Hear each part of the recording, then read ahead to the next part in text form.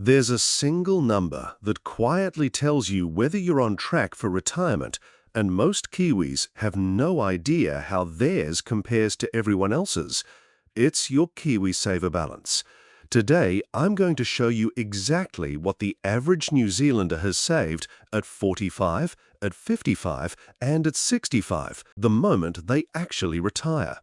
And then I'll show you the number that matters far more than any of those: how much you truly need.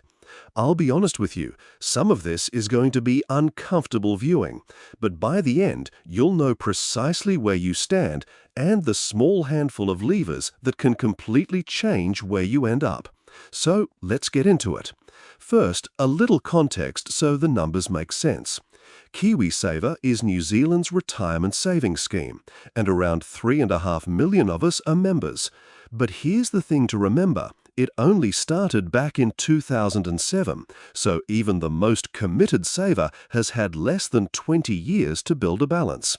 The average KiwiSaver balance across the whole country is now about $41,000, but that average is pulled upwards by a smaller number of people with very large balances, so the typical middle-of-the-pack balance is actually lower.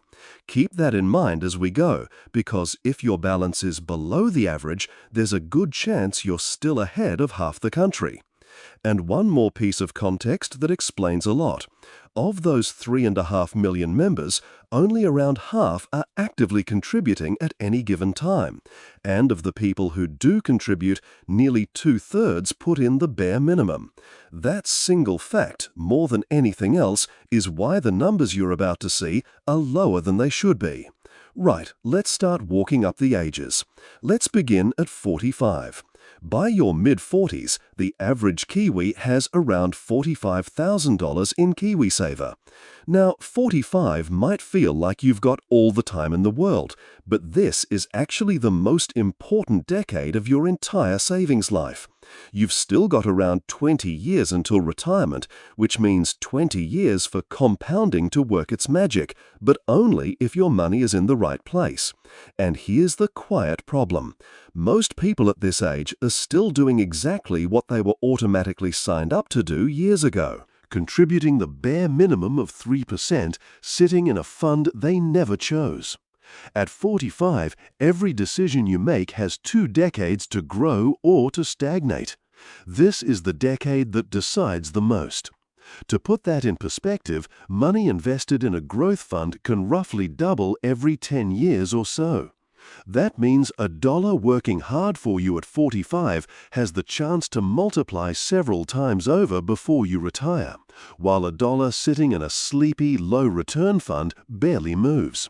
Same dollar, completely different outcome, and the only difference is the choices made right here in this decade. Now let's move to 55. By this point, the average balance has climbed to somewhere around $60,000. This is the reality check decade.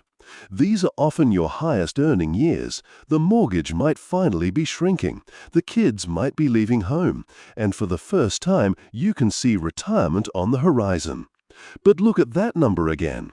Around $60,000 with only about 10 years left on the clock. For a lot of people at 55, this is the moment the maths suddenly gets very real. When they realize the gap between what they've got and what they're going to need is much wider than they ever assumed.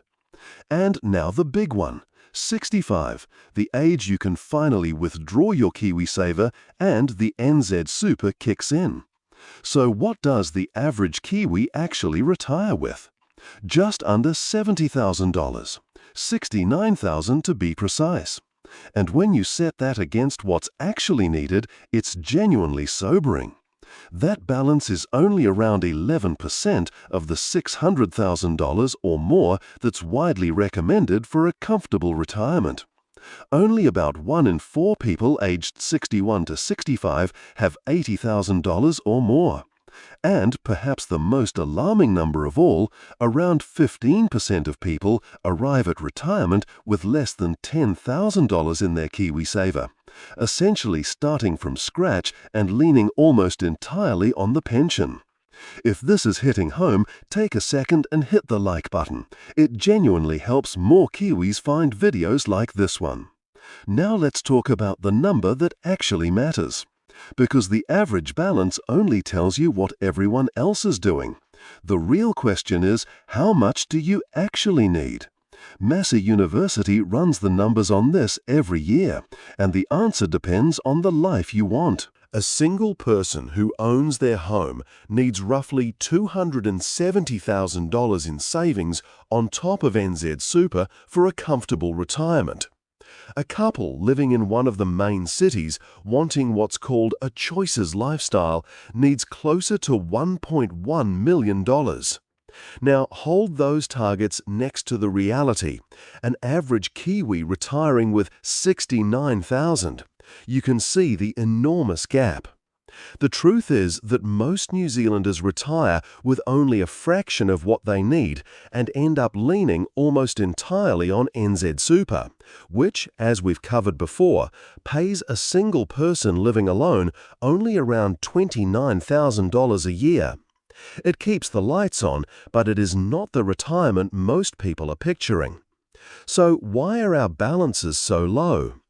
And here's where it gets a little uncomfortable, especially compared to our neighbours across the ditch.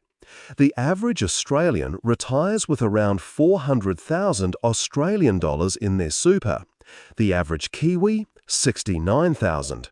That is a staggering difference, and it is not because Australians are smarter savers or earn dramatically more.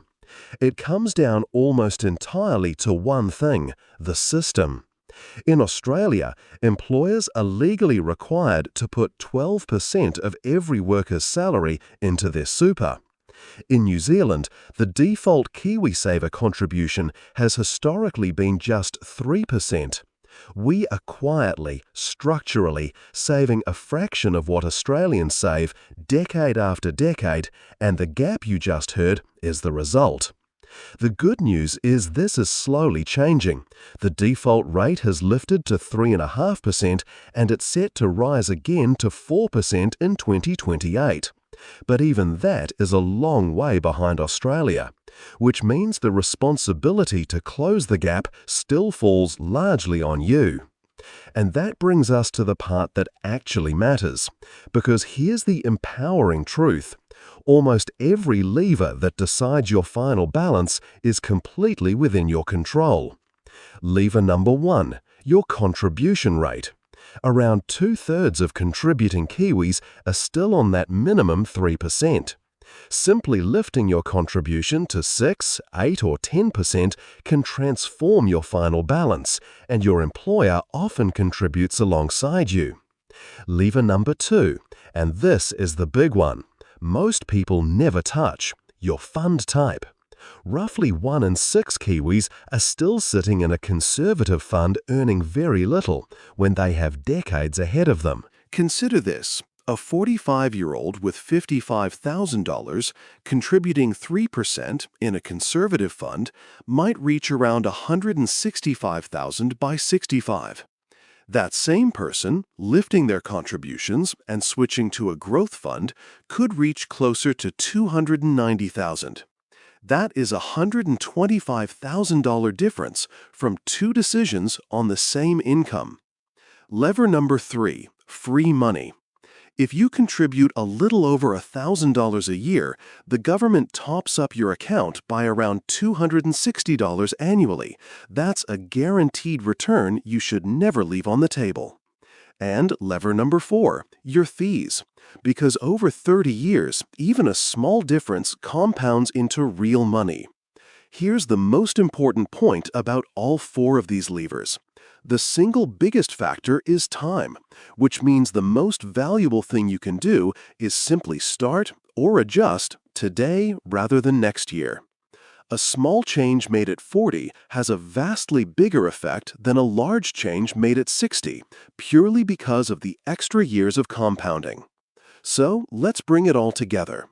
The average Kiwi has around $45,000 at 45, $60,000 at 55, and retires at 65 with just under 70,000, a small fraction of the 270,000 to over a million that a comfortable retirement actually requires. We save far less than Australians purely because of a lower default contribution rate. But your final number is not fixed. It's the result of a few choices: your contribution rate, your fund type, the free government money, and your fees. And every one of those is yours to change. And one last thing, please don't let any of these numbers make you feel defeated.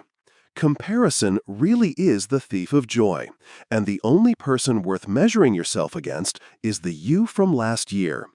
If you're below the average for your age, you may well still be ahead of half the country, and more importantly, you now know exactly which levers to pull. The best time to start was 20 years ago. The second best time is today. If this video gave you a clearer picture of where you stand, do me a favor and hit like, subscribe if you're not already, turn on notifications, and I'll see you in the next one.